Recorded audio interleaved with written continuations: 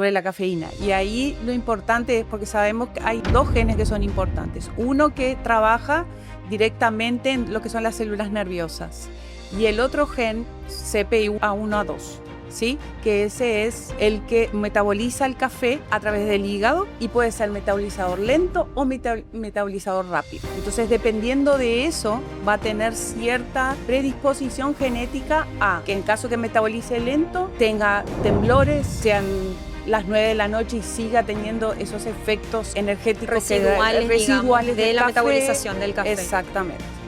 Estamos con Marisa en el primer simposio paraguayo-brasilero de medicina y nutrición de precisión.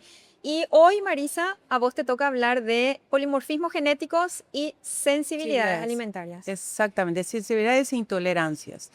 Bueno, vamos a estar hablando un poquito qué es lo que nos ofrece el panel nutrigenético para que nosotros podamos, como nutricionistas, porque esto, lo que tenemos que tener en cuenta, que esto tiene que hacerlo un grupo multidisciplinario. En el caso, te pongo un ejemplo, caso de intolerancia a la lactosa.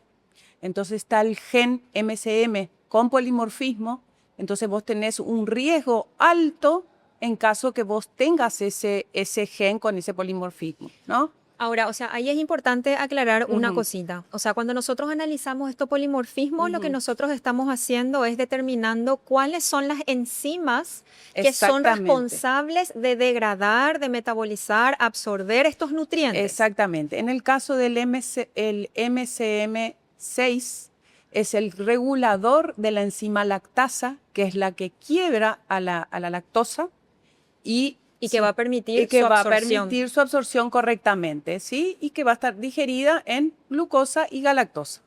Entonces, en el caso que eso no suceda, que tú tengas un polimorfismo en ese gen, tú no vas a digerir. Va a pasar directamente al colon y las bacterias, la microbiota la va a fermentar. Exactamente. O sea, nosotros hoy tenemos, nosotros los médicos y ustedes como nutricionistas tenemos hoy la capacidad de poder ver cuál es la capacidad enzimática de degradar alimentos en un paciente que tiene molestias digestivas, por ejemplo. Exactamente. Y en este panel nosotros tenemos sensibilidades, intolerancias a lactosa, que citaste recién. Sensibilidad al gluten no celíaca, enfermedad celíaca. Ojo que estos paneles no es que diagnostican, porque nosotros no podemos diagnosticar. El que diagnostica es el médico. Okay. Porque, por ejemplo, en el caso del gluten, ¿sí? Está el gen HLA-DQ2, HLA-DQ8, que son los que están presentes cuando hay o una enfermedad celíaca en el 95%. Entonces, el médico, nosotros le vamos a entregar al médico con sus síntomas esta predisposición genética que tiene el paciente y él va a diagnosticar. Claro, igual finalmente ahí cuando nosotros hablamos del HLA, DQ2 y DQ8, en realidad lo que nos habla es de la predisposición genética a la expresión de la enfermedad. Exactamente. Porque cuando hablamos de enfermedad celíaca tenemos que tener en cuenta que hay marcadores serológicos en sangre. Exacto. Y también muchas veces la necesidad de la toma de biopsia, ¿verdad? Exactamente, justamente por eso te digo, no hay un diagnóstico, claro. Esto es una predisposición, ¿sí? Al cual nosotros podemos ver si, por ejemplo, esa expresión la tiene hay riesgos, ¿no? El panel tiene, por ejemplo, rojo, amarillo y verde. Que eso es, generalmente hablan de un alelo de riesgo. Exacto. Moderado o alto A. Disminuir la capacidad de degradación, digamos, de estos nutrientes en el tracto digestivo, sobre todo hablando de la lactosa. Exacto.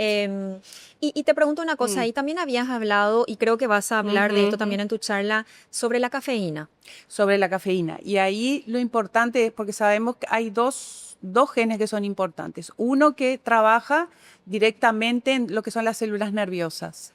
Y el otro gen, ahora no estoy recordando bien el nombre, pero el más importante y el que más nosotros tenemos en cuenta en el caso de la nutrición es el famoso CPI-A1-A2, ¿sí? Que ese es el que se metaboliza el café, ¿sí? A través del hígado y puede ser metabolizador lento o metabolizador rápido.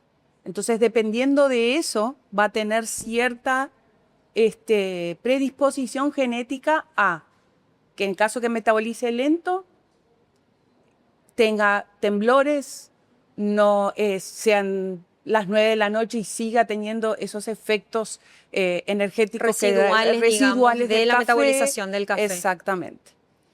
Y también algo que me parece muy importante, y ¿por qué recalco esto? Porque hay pacientes que tienen condiciones en piel, condiciones crónicas de piel, y hay un montón de estudios que hablan de que algunas de estas condiciones habría que investigar cómo se encuentra el níquel. Exactamente. El níquel dentro del cuerpo, ¿verdad? Y estos estudios de polimorfismo también pueden hablar del metabolismo del níquel dentro del cuerpo. Sí, y realmente es como un rompecabezas cuando hablamos de sensibilidades e intolerancias, porque uno va armando, porque, por ejemplo, puede ser un paciente con el síndrome de intestino irritable o un paciente con enfermedad inflamatoria intestinal y el gatillo puede ser esa sensibilidad al gluten, esa sensibilidad al níquel.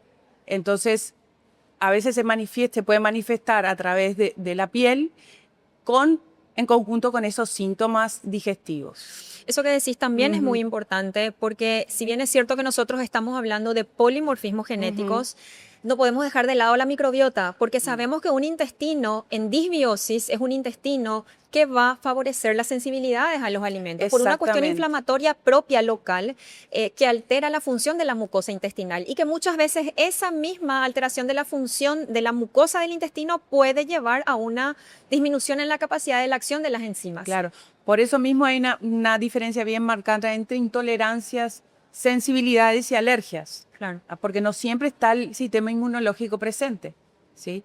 En el caso de las sensibilidades es el alimento que impacta en lo que es la microbiota intestinal y eso hace que se active el sistema inmunológico, las citoquinas proinflamatorias y ahí comenzaría el problema de los distintos síntomas, ¿verdad?